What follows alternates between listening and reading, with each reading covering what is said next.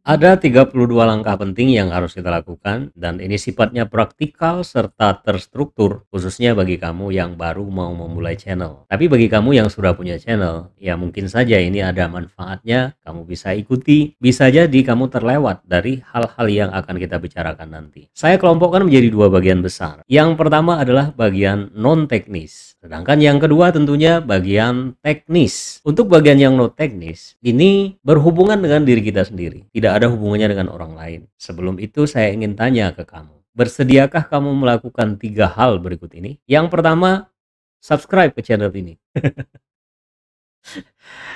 Yang pertama adalah bersemangat. Yang kedua, mempunyai motivasi yang tinggi. Lalu yang ketiga adalah konsisten. Kalau kamu bisa melakukan ketiga hal itu, kamu pasti berhasil. Dan kita akan melanjutkan ke bagian yang kedua, yaitu teknis. Saya kelompokkan kembali menjadi 5 bagian penting. Bagian yang pertama adalah jangan menunda dan harus segera mulai. Ada 9 langkah yang akan kita bahas di situ. Nanti akan dibahas satu persatu. Lalu bagian yang kedua adalah mengembangkan channel dan konten. Asumsinya di sini, kita sudah punya channel dan sudah punya konten, lalu kita akan kembangkan. Situ ada 11 langkah yang akan kita bahas. Kemudian bagian yang ketiga adalah mengoptimalkan video atau konten. Kalau istilah lainnya itu optimasi. 8 langkah yang akan kita bahas pada bagian yang ketiga ini. Lalu bagian yang keempat adalah mengerjakannya secara detail. Walaupun di sini hanya 2 langkah, tetapi ini sangat penting. Lalu bagian yang kelima adalah bonus. Ada 2 bonus yang akan saya bagikan. Makanya bagi kamu yang belum subscribe, segera subscribe dan aktifkan loncengnya biar kamu nggak ketinggalan yang lainnya. Kita akan ulas satu persatu. Mulai dari bagian yang pertama, jangan menunda dan harus segera mulai. Langkah pertama di sini adalah pencet tombol rekam. Sekarang juga.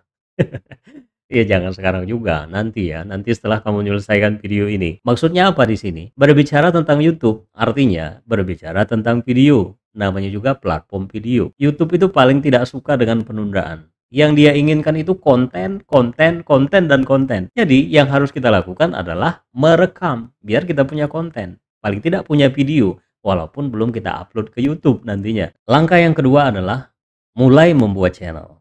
Tentu ini bagi kamu yang belum punya channel. Segeralah buat channel. Kalau kamu yang sudah punya channel, ini juga penting. Karena YouTube ini adalah sebuah aplikasi atau platform. Jadi kita harus paham bagaimana cara mengoperasikan YouTube. Jangan-jangan ada di antara kita ini yang belum tahu yang mana namanya home YouTube, yang mana namanya studio, yang mana namanya banner, namanya trailer, namanya fitur atau unggulan, dan lain sebagainya. Nah, jadi ini walaupun sepertinya sepele, tapi ini sangat penting. Bagaimana mungkin kita mau berhasil di YouTube kalau mengoperasikannya kita tidak bisa. Yang ketiga, alasan kamu buat channel YouTube. Itu kamu sendiri yang tahu alasannya. Mengapa kamu harus berada di YouTube? Nah, dengan kita mengetahui apa alasan kita membangun channel YouTube, maka kita akan menyesuaikan tampilan channel YouTube sesuai dengan alasan kita yang sudah kita tentukan. Misalnya, saya membuat channel YouTube hanya sekedar iseng. Maka tampilan channel YouTube kita itu akan kita rancang hanya iseng. Penontonnya juga akan iseng. YouTube pun akan memperlakukan channel kita iseng. Misalnya kita serius untuk membangun image atau personal branding atau memperkenalkan produk, mau jualan dan lain sebagainya. Sehingga kita akan memperlakukan channel kita itu sesuai dengan alasan kita membuat channel. Yang keempat adalah niche atau ceruk pasar. Yang dimaksud dengan niche itu adalah apa topik yang akan kita bicarakan dan siapa target audiensnya. Cara menentukannya pun cukup mudah. Lakukan apa yang kamu suka dan apa yang kamu bisa. Itulah yang kita jadikan niche. Percayalah bahwa di YouTube itu banyak sekali orang yang memiliki kesukaan yang sama dengan kita. Maka itu adalah target pasar kita. Mungkin masalahnya, pasti sudah ada di luaran sana channel YouTube yang sudah memulai duluan. Bahkan mungkin sudah besar channelnya. Apakah kita bisa bersaing dengan mereka? Jawabannya, jangan bersaing, tapi ada strateginya, yaitu persempit niche. Yang kelima adalah membuka fitur-fitur penting yang ada di channel kita. Hal ini kita harus lakukan dengan cara memverifikasi channel YouTube kita dengan nomor handphone. Yang keenam, berikan nilai manfaat pada konten yang kita buat. Karena orang mencari video yang di YouTube itu, dia akan mencari manfaat apa yang dia dapatkan setelah menonton video kita. Kalau itu tidak bisa kita berikan, maka percuma kita membuat video. Nggak akan ditonton orang kalau nggak ada manfaatnya. Yang ketujuh, ketahui kekuatanmu. Apa yang membuat kamu berbeda dengan YouTuber yang lainnya? Ya mungkin saja karena personalitinya, atau karena kelucuannya, atau kekonyolannya, dan lain sebagainya. Kita harus mengetahui itu. Mungkin caranya bisa kamu tanyakan dengan keluarga, bisa tanya dengan sahabat, bisa tanya dengan pacar kamu kalau yang punya pacar, atau dengan ya siapa saja yang bisa mengetahui potensi yang ada di diri kamu. Dan itu akan menjadi daya tarik tersendiri bagi channel YouTube kamu. Yang kedelapan, perhatikan kualitas audio. Karena sesungguhnya video yang bagus itu adalah audio yang bagus. Ya, penonton itu akan sangat maklum kalau misalnya gambarnya kurang jelas, gambarnya kurang bagus. Tapi kalau audio yang kurang bagus, itu akan sangat mengganggu. Video kita akan segera ditinggalkan. Karena bukan kita saja yang menampilkan video yang serupa. Ada banyak video yang lain di luaran sana. Jadi itu perlu kita perhatikan. Baik kita langsung membeli alat yang baru atau memaksimalkan alat yang ada dengan cara kamu bisa lihat link di bawah ini, cara memaksimalkan fungsi audio yang kamu punya sekarang. Yang kesembilan, membangun formulasi sebuah pertunjukan untuk video kita. Karena video di YouTube itu layaknya sebuah show atau pertunjukan. Kita harus mengetahui formulasinya. Bagian yang kedua dari masalah teknis ini adalah bagaimana cara mengembangkan channel YouTube dan konten. Ini merupakan lanjutan dari bagian yang pertama yang ada 9 langkah. Sekarang langkah ke-10, yaitu belajar menganalisa channel YouTube kita. Ya tentu ini adalah pekerjaan yang rumit dan pekerjaan yang tidak menyenangkan karena kita akan melihat angka-angka. Tetapi itu penting untuk diketahui sehingga kita tahu apa yang harus kita lakukan, apa yang kurang dari channel kita ini. Yang ke-11, pengaturan dasar channel YouTube kita. Video yang kita buat mungkin saja ditemukan oleh penonton melalui search, melalui rekomendasi, melalui link, dan lain sebagainya, dan mereka akan masuk ke channel kita. Untuk itu kita perlu mempersiapkan tampilan channel kita sebaik mungkin. Dan hubungannya dengan langkah ke-12, yaitu setting banner channel namanya, atau yang sering disebut dengan channel art. Ini perlu kita lakukan. Penampilannya seperti apa? Ini ada hubungannya dengan yang pernah kita bicarakan, apa tujuan kita membuat channel di YouTube ini. Sehingga tampilan banner kita harus disesuaikan dengan apa tujuan kita membuat channel YouTube. Yang ke-13, sekarang saatnya kita meningkatkan kualitas video. Kalau sebelumnya di langkah ke-8 kita masih ingat, yang kita tingkatkan adalah bagian audionya. Sekarang masalah video, khususnya bagian lighting. Kita harus perhatikan pencahayaan seperti apa yang kita butuhkan agar video kita itu enak untuk dinikmati. Yang ke-14 adalah kompetitor. Kita perlu menambahkan kompetitor di channel YouTube kita, khususnya yang niche-nya sama. Tapi kita tambahkan yang levelnya lebih tinggi dari kita, sehingga kita bisa belajar darinya. Kita bisa ATM, kita bisa amati, kita bisa tiru, dan kita bisa modifikasi. Yang ke-15 adalah thumbnail. Thumb artinya jempol, nail artinya kuku. Ya, hanya sejempol kuku. Bagaimana cara kita membuat thumbnail sehingga mudah terlihat dan membuat orang tertarik untuk mengkliknya. Yang ke-16, saatnya mempublish videomu.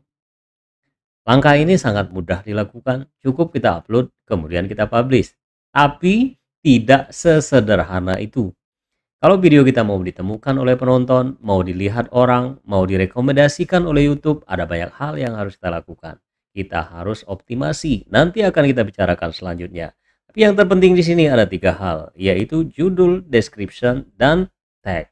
Itu disebut dengan metadata. Yang ke-17 adalah pertajam masalah editing videomu. Video yang sudah kita buat walaupun sudah mempunyai nilai manfaat, kalau penampilannya tidak menarik, itu pun akan ditinggalkan oleh penonton. Karena ada banyak video yang lain yang lebih menarik, yang mungkin saja manfaatnya sama dengan video yang kita buat. Untuk itu perlu kita lakukan peningkatan editing video. Belajar, belajar, dan belajar. Yang ke-18, kita harus fokuskan pada halaman tentang di channel YouTube kita atau about page. Selain kita menginformasikan tentang apa channel kita itu juga akan menarik perhatian YouTube untuk mengindeks apa yang kita tulis di situ. Jadi penting dilakukan. Yang ke-19 adalah mindset atau pola pikir. Kebanyakan yang gagal itu karena mindset. Dari awalnya sudah salah.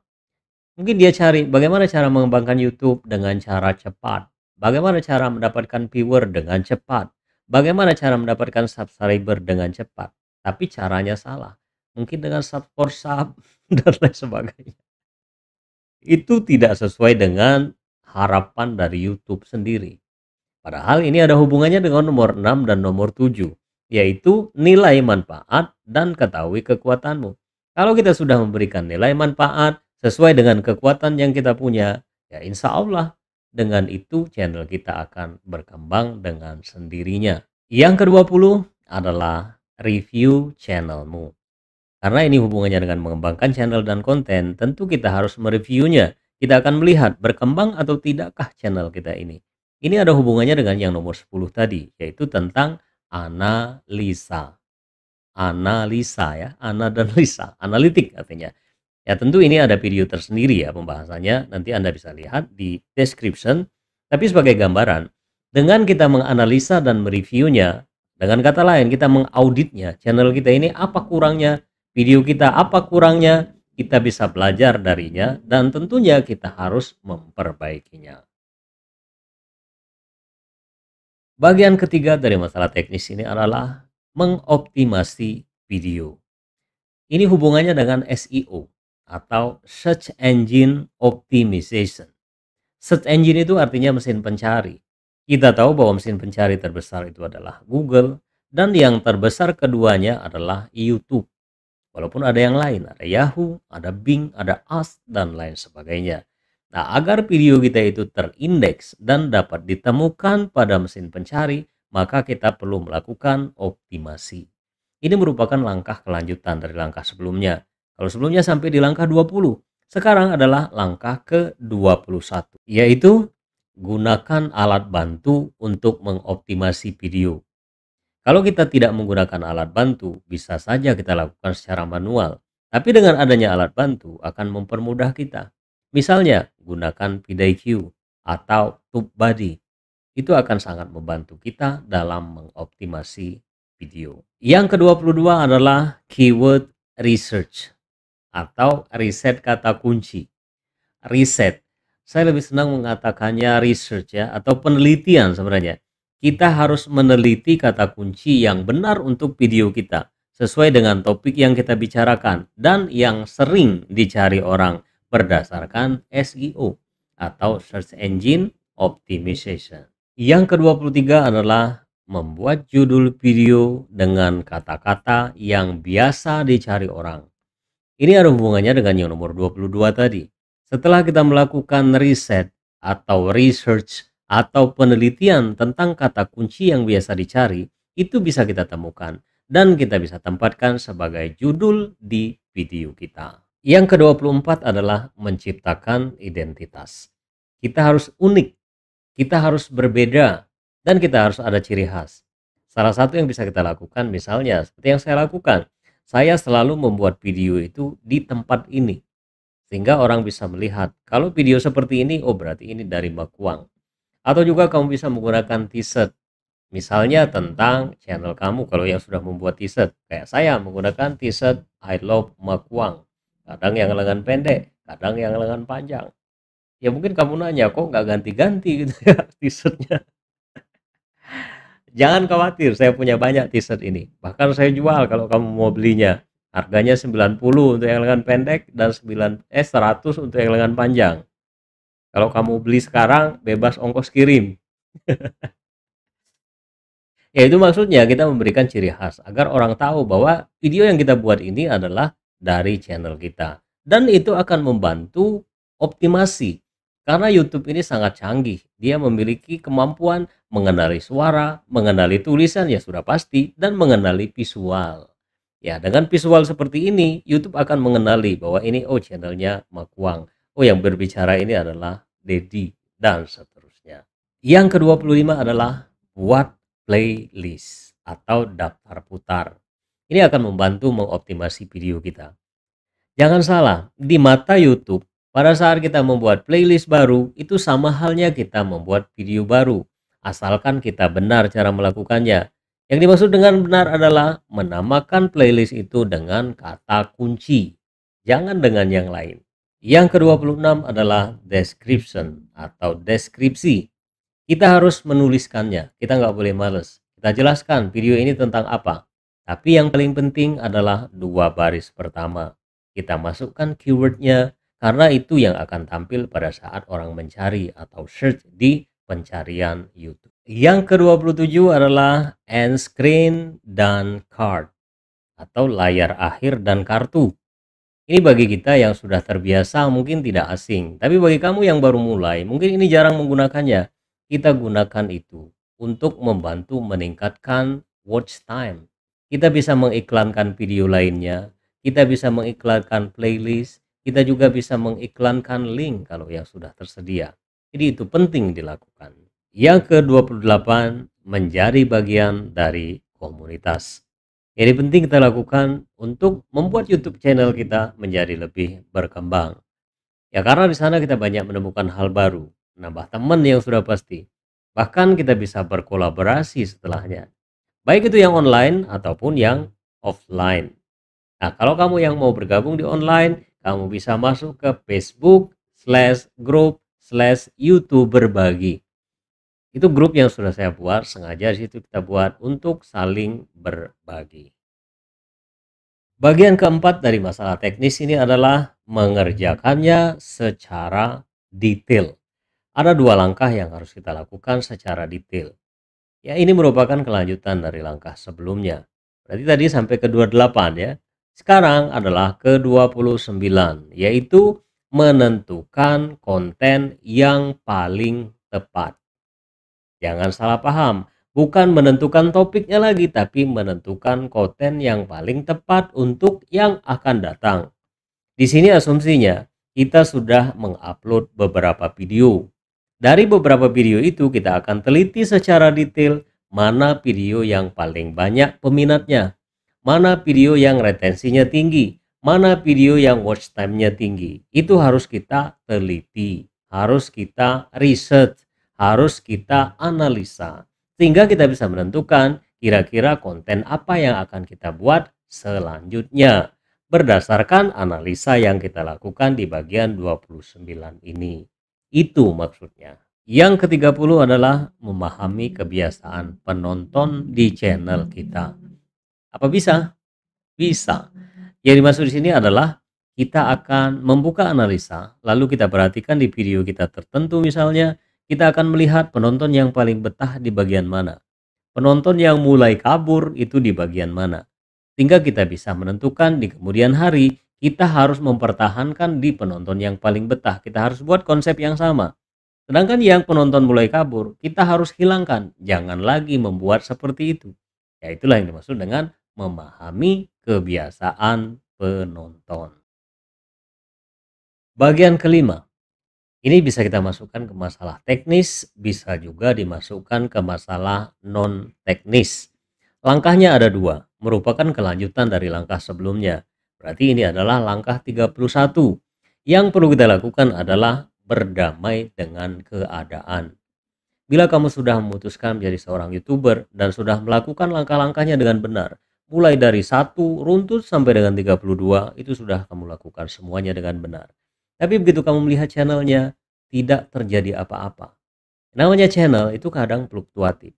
Mungkin pada saat tertentu ada peminatnya, pada saat yang lain tidak, stagnan, bahkan menurun. Hal itu harus kamu terima dengan lapang dada. Yang paling penting adalah analisa. Kira-kira kesalahannya di mana?